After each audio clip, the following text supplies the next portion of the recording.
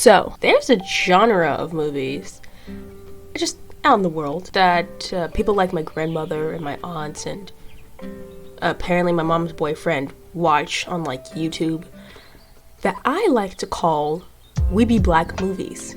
Basically, these kind of movies are black centered, have a lot of rap or vaguely rap sounding music, and lots of slang considered to be black. Now, I didn't put the name of this movie in the title for a reason, because I need you to understand how I chose this movie. I was scrolling on Tubi, looking for some garbage. First thing I saw was Abraham Vampire Slayer, so I tried watching Abraham vs. Zombies and got bored immediately. I tried watching a different movie that I thought was going to be a weeby black movie, but I actually was engaged into the story and it seemed interesting and I had a good budget, so I didn't think it was bad enough to make fun of. But then I was graced with a movie called Ebony Hustle. This movie was calling my name. This movie, I didn't even want to watch it, but my hands started to move and I verbally said, "Oh, this is going to be good." Ebony Hustle is a 2021 movie with no reviews, that's fun, starring Michelle L. Lamb, my new ironically favorite actor, who's playing as, get this, Ebony Howard. For entertainment purposes, her name is Ebony Hustle. Ebony Hustle is a stripper turned detective who takes on a disturbing case centering on a girl who was kidnapped by a pastor with an unusual personal history. So, just so that everyone's on the same page, that's the main plot, that's the synopsis, that's the main focus. Everyone clear? Does everyone understand that? Good, put a pin on that for now. The movie begins on, oh gosh, yep, there it is. The first thing on the weeby black list, rap sounding music. RMC gets a call from a character I love to call Gay Maxine Shaw, but for the sake of convenience, her name is Cal, who is actually gay. They make it very clear in the movie it's not my assumption. And we are not only hit with these weird phone call segments that happen way too often in this movie. It gets worse. We also get hit with slang that's considered to be black. What to do this morning, Ma? Cal calls to ask Ebony to come over to their friend Felicia's house because she is getting abused by her boyfriend. This smells fucking hit me in the head with a pot! Ebony gets over there, does boss chick tings, and we get a first taste of the fine quality dining this movie has to offer. Both of y'all owe me, but I'm on my damn way. Bet. Okay, I'm here, so let's do this. This is my only day off. Oh, also, Cal tells Eb to call her ex-husband, who we later find out works with these kind of cases. Call Wayne, Eb. No, I don't even want to be bothered with my ex-husband today or any other day, really. Shit, I'ma call him then. So you had his number. Then why didn't you call him first? Stupid motherfucker!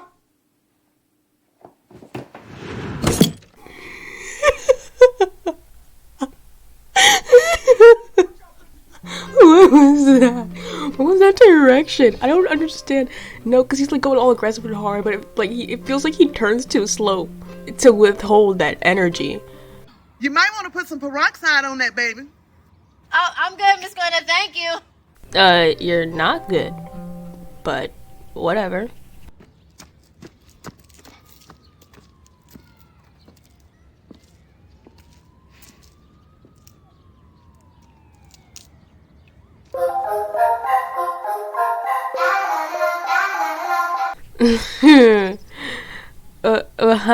Huh?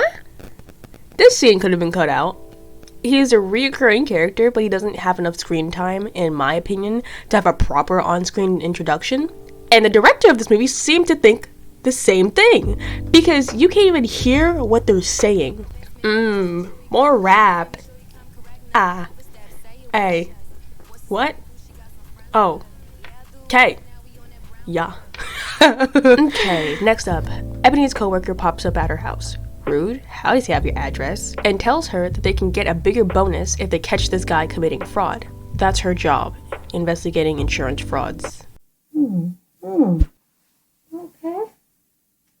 Like I always say, if you're old enough to vote, you old enough to stroke. Oh!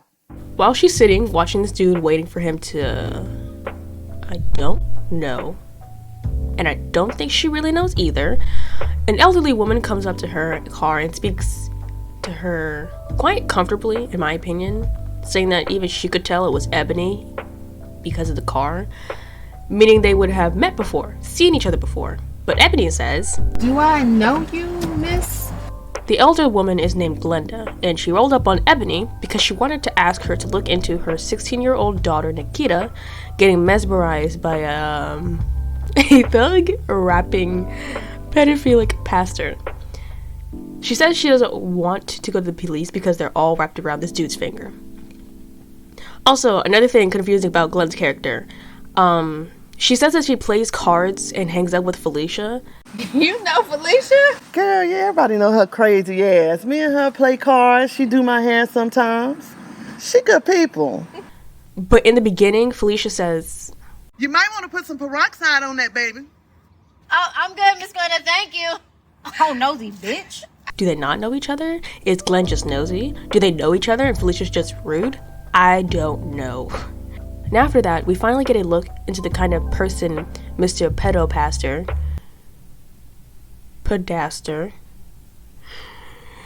Oh, gosh.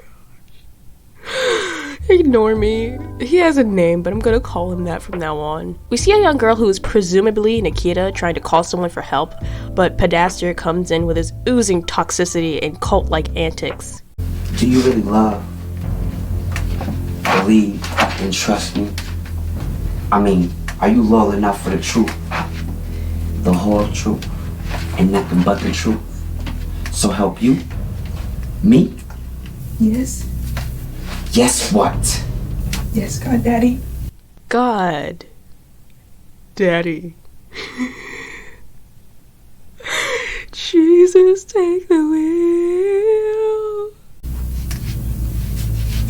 That's right. I'm your God and your daddy. Your mama and grandpappy.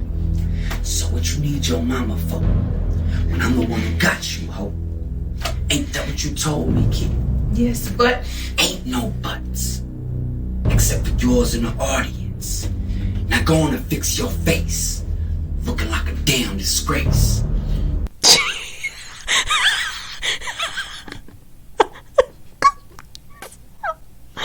Why? Why did he make it rhyme? Why did he say like that? Tell me about the exact moment that made you change your lifestyle from all of the sex, drugs, and violence you craved. I grew up hard on the streets. It was 4 of us brothers. We ain't never have enough to eat. See, my mama was a hooker, and my daddy was a fiend. I started slinging bags of reefer by the age of 13. Ooh, wait. Is he actually rhyming? I thought the face line was a reference or an accident. I didn't know all his dialogue was supposed to rhyme. If he says, looky here, Vonda, one more time. I can't. If he says, this man out here on his po' boy, po' family bullcrap, and you out here clowning him on repeating a phrase?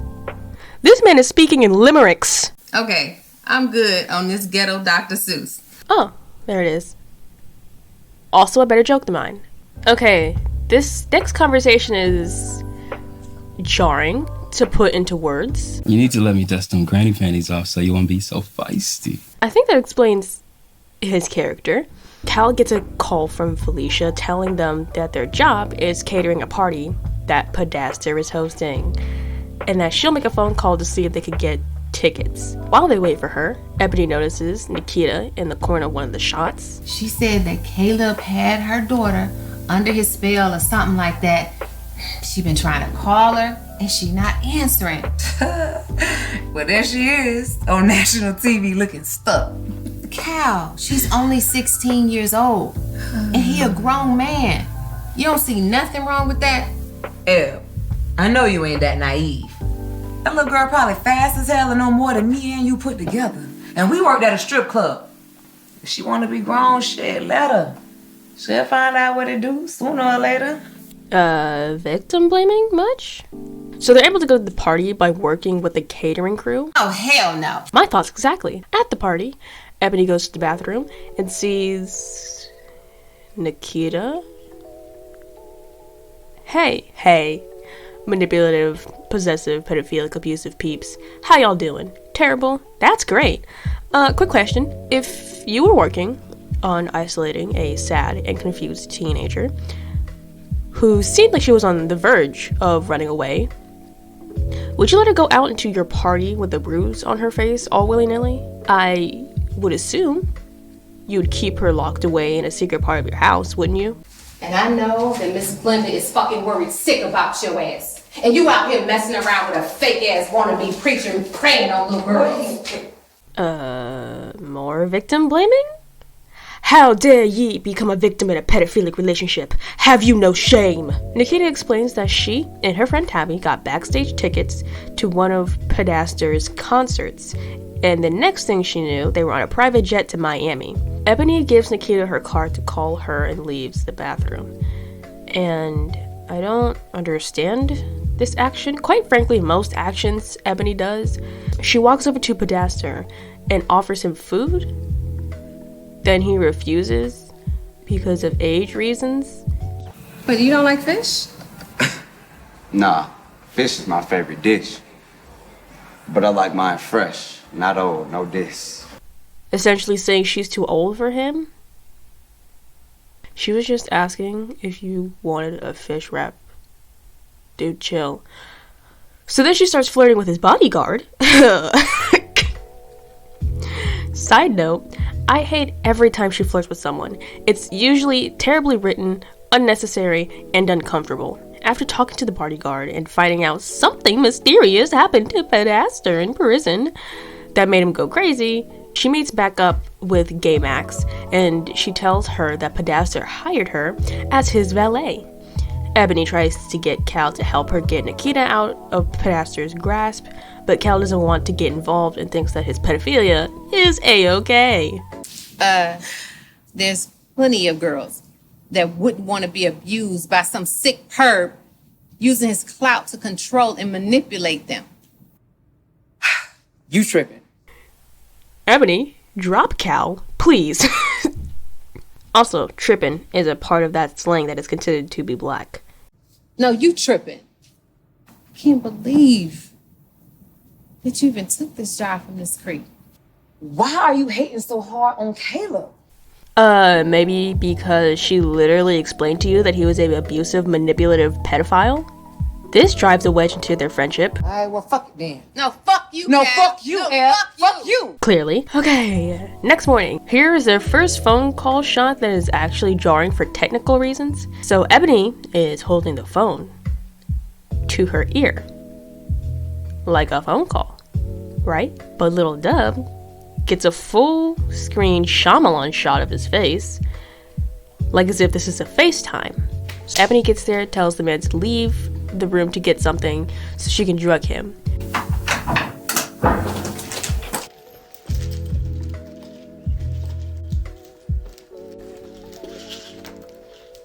Big fella!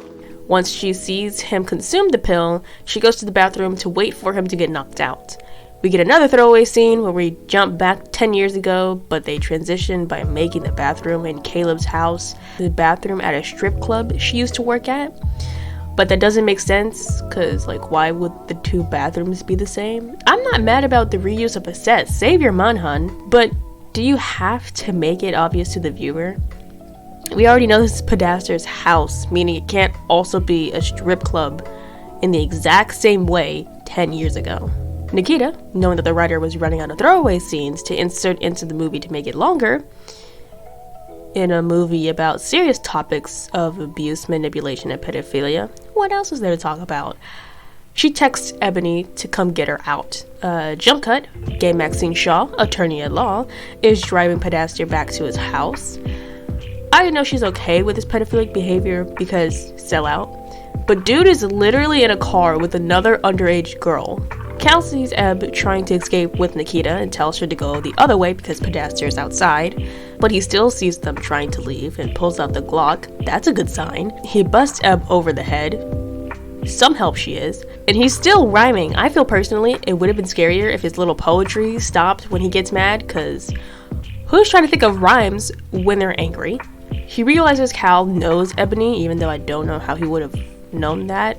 The only interaction he's seen between them is at his party working in the catering biz. I don't know why he would remember that specifically. He beats you over the head too. Well, shit, I don't know. But I did find old girl purse and the gun and some sleeping pills.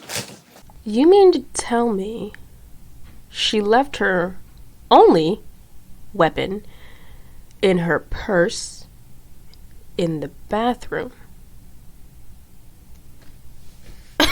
Now this may be just me, but if I plan to rescue a friend from a person who I think worthy of bringing a gun to stop them, I wouldn't have left it in my purse in another room.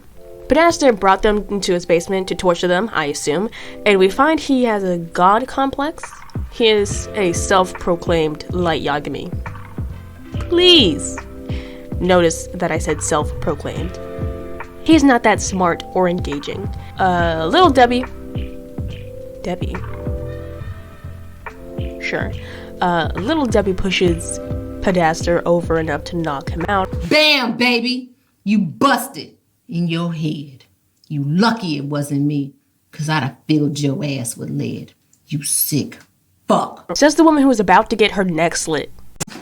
Everybody is home, but they'll be back. Finish the job. Come on, baby, wake up. Come on, we gotta go. We gotta get Cal. Oh, shit. Wait, how did he conveniently get the energy to walk from his room all the way down to the basement, push Podesta, and help Ebb out of the zip ties when he was going to just pass out again?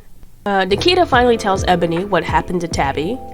Well, beautiful scenery place. To make child murder as brief as this movie wanted it to be, Tabby was shot by Podesta whilst trying to leave him, hence why Nikita was so scared to leave him before. So, did y'all remember the plot of this story? Ebony Hustle is a stripper turned detective who takes on a disturbing case centering on a girl who was kidnapped by a pastor with an unusual personal history. Yes.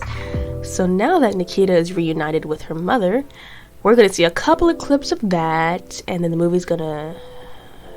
Wait, there's still about 25 minutes of the movie. For what? The basic plot is already finished. Ooh. But alas, my dear naive viewer, you see, we all forgot someone. Just like how the writer forgot that subplots tend to end around the same time the main one does. Detroit. Now, this man is in her house. My question, how does he know where she lives? Pulls out her gun to shoot. Deontay, what are you doing in my house? Oh, so that's why she left it in the bathroom. She's useless with it. Wait. Oh, so that's why she left it in the bathroom. Oh, so that's why she left it in the bathroom. Oh, so that's why she left it in the bathroom.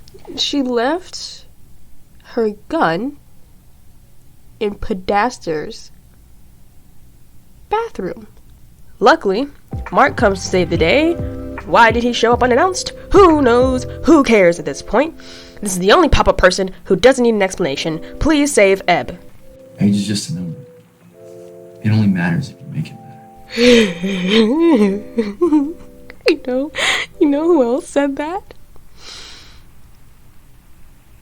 So they smash, and her coworker calls her at 6 a.m. fussing about how she hasn't caught the old man for fraud yet. Y'all gonna have to run my fade and my money calling me out of office hours about my progress on a case. She told him she ain't got nothing on the old man, so he's all like, well, catch him for something. The place that works to catch people committing insurance fraud is attempting to commit fraud. This movie has limericks, hyperboles, and irony. Anyways, she tells him she quits. Don't blame you, girl, but you are a little too calm for a jobless woman. Also, side note, he is single-handedly the worst actor of this movie.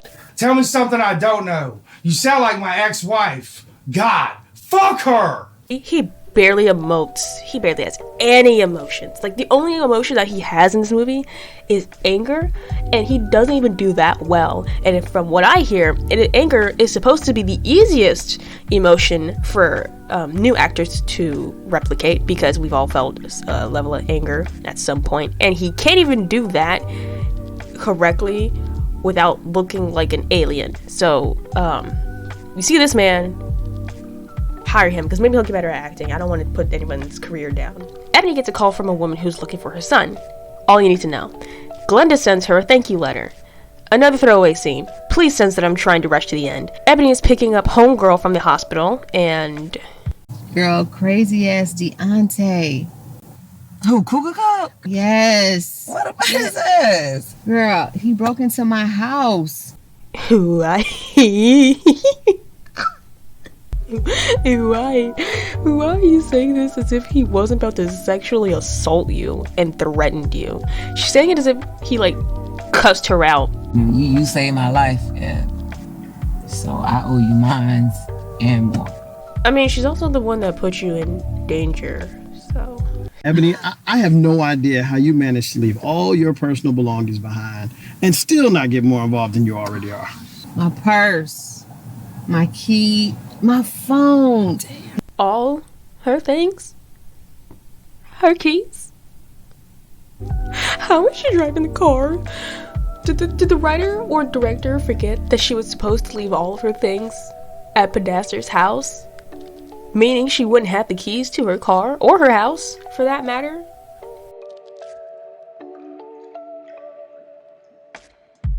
Like, I understand how she got into her house, because Decapitated broke in. But how is she driving her car? In the end, she stays friends with Mark, which is why I think him and Destruction are so inconsequential to the movie, and she doesn't get back with her ex, but she does take the case of the missing son. So, I'm on the edge of my seat for the next installment of Ebony Hustle. Ebony Hustler, after that, Ebony Hustlin'. But once credits start rolling, utter befuddlement hits me. We are an hour and 30 minutes into this movie. This movie is an hour and 35 minutes long. What is... Looky here. It's Caleb Truth, and I want to welcome everybody to the church. A place where you could deliver yourself from the stress, the strain, the drama, and pain. All the suffering of life. See, only God really knows your true destiny, your true timeline of life. Many people try to go the wrong route, but you need to get back on track. On God! And I'm gonna get you there. Welcome to the church. Time to get that word. Let's go, let's go. If your bill's taking over, on God you never sober. Oh gosh. I'm going to assume that this guy does music as a career as well. And he asked his director friend to insert his music into the movie. Whatever it may be, I'm too tired to care. The movie is over and my job here is done.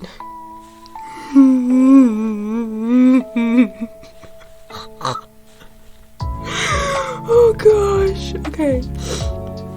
So after all that, what do I think of the movie? Oh, what was that?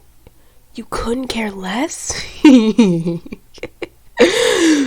think what you meant to say is that my opinion matters in every way. Now shut up before I shoot you with this Tommy. Listen to everything I say, call me Godmommy.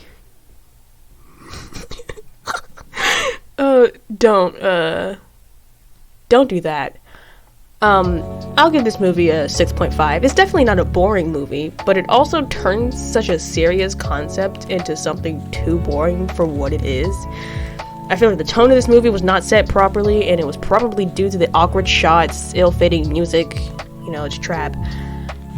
Ebony being a flirt when she's not directly on the case. Speaking of her flirting, that was also weird because other than the bodyguard, her subplot adds nothing to the story, makes the movie longer, and doesn't even affect her at the end, or for better words, affect her positively. Like, she's definitely gonna have some trauma now. Trigger warning should have been put on this movie. Also, sound design. I didn't speak of it every time it happened because it's just the entire movie. The sound design is so horrible, but yeah. That was Ebony Asshole. I'm desensitized to garbage because I purposely watch people review some flaming garbage, so definitely not the worst. If you want to see more content like this, subscribe and like this video because I watched this 3 times for this video. I need to see a physical reward for that, and I guess I'll see y'all later.